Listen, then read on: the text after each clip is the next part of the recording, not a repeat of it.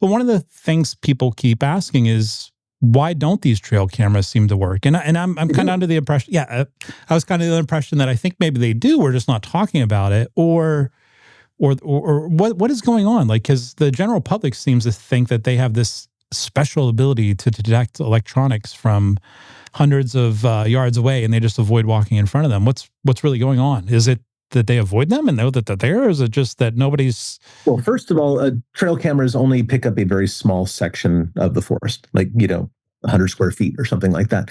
And predicting where the Sasquatches walk is very difficult. I mean, I know I said several times this very podcast that I've found tracks in the same spots before, and it's like, okay, well, I do have game cameras on one of the spots, and we just haven't got one yet.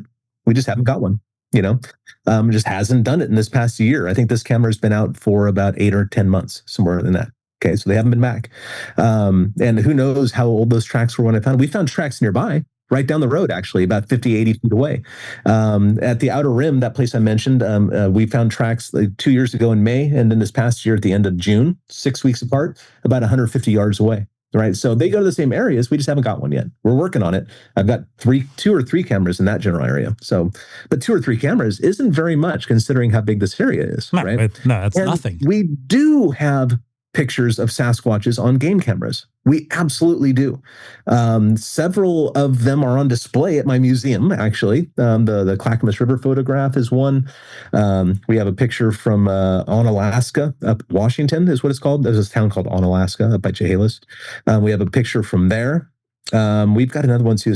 We've got a picture from Chehalis, Washington, the Indian reservation. We've got quite a few pictures, and there's several that I'm not allowed to share. Like literally not allowed to share. If you're in the same room with me, I'll show you. I'll show you on the phone. But I'm not allowed to publish them because I don't own them. And the reason is because these people, sometimes the people who live in these areas, they get these pictures. The most valuable thing they own is their reputation. And at this point, when most people think that Bigfoot is either nonsense or some ridiculous topic because of the proliferation of hoaxes and paranormal beliefs, why would they show that to somebody and ruin their life? Why would they show? There's a great picture that I've never spoken to the witness, but I know somebody who has. And I've got a lot of background information on this particular photograph. I think it's real. I'm confident of it. We tried to get her on the TV show. My producers told me that they talked to her and they said, "Hey, love to have you on the show. It's a great picture." And they said, "No, I don't want the attention." He goes, "Okay, we'll blur your face and change your voice electronically. Never know it's you." And they said, No. I don't want, no. The only thing I want is to be able to hunt my property and not be afraid, and you can't give me that. And so the picture, as of this day, goes unpublished. There are photographs. Just because the general public doesn't know about them doesn't mean they don't exist.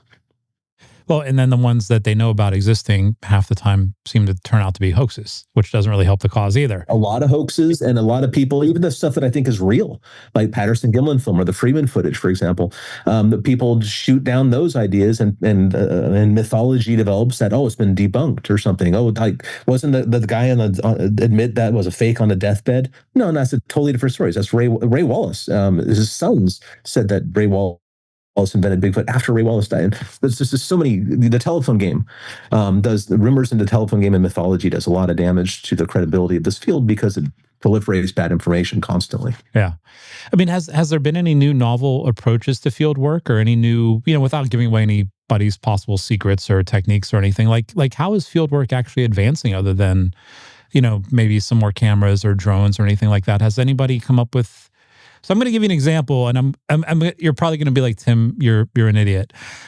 When I was in Oregon about 2 months ago with my wife, we were driving up through the Lolo Passage, and this idea just hit me, and I'm sure it's incredibly stupid. But I was like, I wonder if anybody's taken a picture of themselves, almost like a selfie, framed it, and put it throughout the woods where these animals might be passing and see it. That way, if you're in that area again, they might actually recognize you from the photo. And then I was like, well, wait a minute. What if you, and trust me, I know this sounds dumb. What if you took a picture of yourself standing with a Bigfoot? Not literally, of course. You might have to Photoshop a Bigfoot in with yourself there. Frame it and put it throughout the woods with maybe a little glow light hanging on it, just so they see you standing with them, literally you, so that next time you're in their environment, they might recognize you from that picture.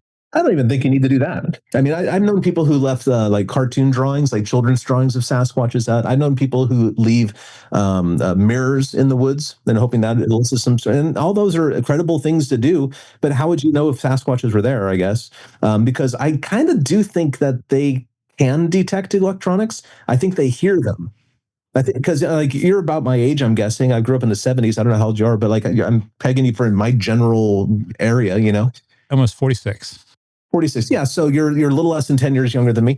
But you remember when you were a kid, at least I could hear when the TV was on in the other room, even though I couldn't. Like, I'm not talking about the voices that was playing. Like you can just put the TV on and I can hear that high pitched whine. Yep. I suspect that they are sensitive enough in their environment they can hear things like that, but I don't know that. I think they have a broader frequency range in their hearing because I do think that they use infrasound, for example, the sounds that are too low to be heard by humans. There's decent evidence. I think that's a reasonable hypothesis. I also think that they probably hear stuff above human hearing, and that electronic whirring would be part of it. There was an engineer who lives out in Wisconsin that explored that idea a bit, and he took I don't know, a handful of the consumer level game cameras and tested them for, is it supersonic frequencies, like higher than humans can hear? And they all scream at higher frequencies, except for one or two brands, basically. They all emit this high pitched noise that could be heard. Well, the Sasquatches, I think, might be able to hear that. And even if there's a game cam in the area, maybe that turns them off from going to those areas. If you enjoyed this clip from the Ghost City podcast, be sure to check out the full episode right here on the Ghost City Tours YouTube page. Subscribe to our channel for new spooky content every week.